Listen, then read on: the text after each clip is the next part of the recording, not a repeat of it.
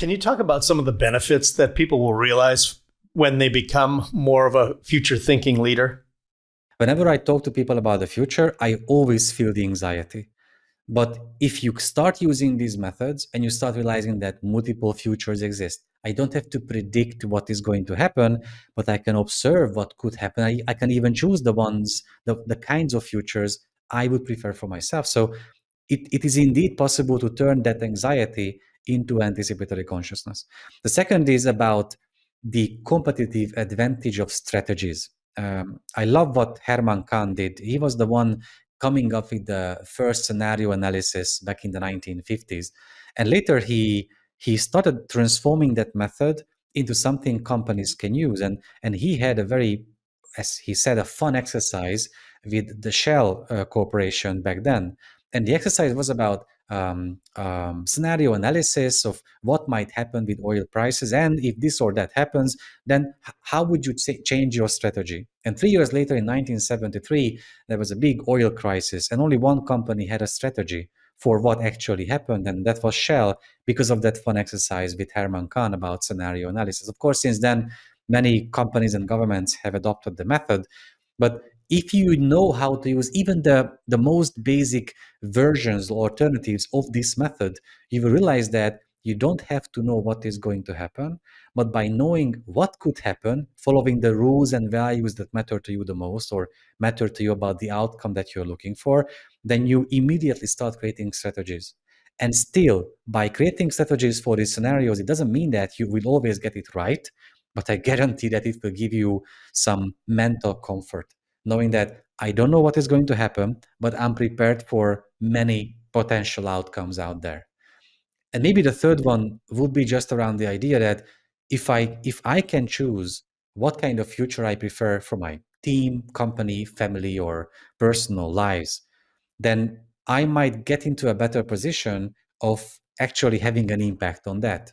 So you start realizing that out of the multiple futures that exist, I choose this one and I can backcast. So if I want that future out of the many, what can I do from today in legal, personal, practical, technological, social terms to have a better chance to reach that future? So immediately I start having an impact on having a better chance to reach that desired future. So the future is not something that will come at me, it's something I am influencing right now.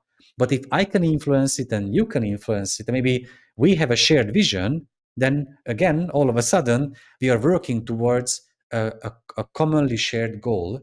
And to me, it sounds like we are just bringing hope into our lives that the world can become better because we have a shared vision, we understand where we are going, and we are working right now in the practical reality of today, step by step, to reach that desired future. What can you tell us about the psychology of thinking about the future? In general, I would say that we are absolutely capable of future thinking.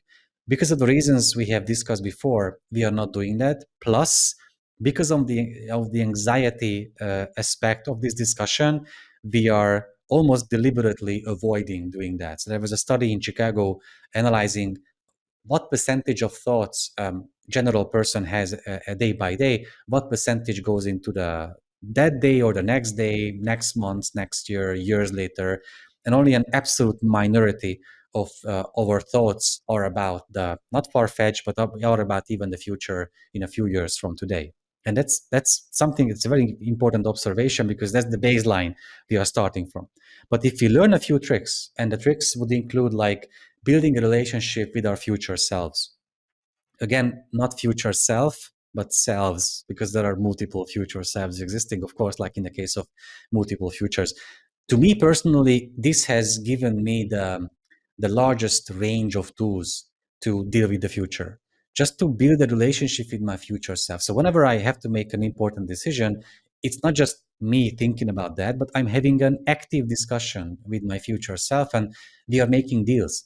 Of course, I cannot take every single task from him. So I cannot outsource everything from my today into the future. I cannot make my tomorrow self situation worse than what I have today.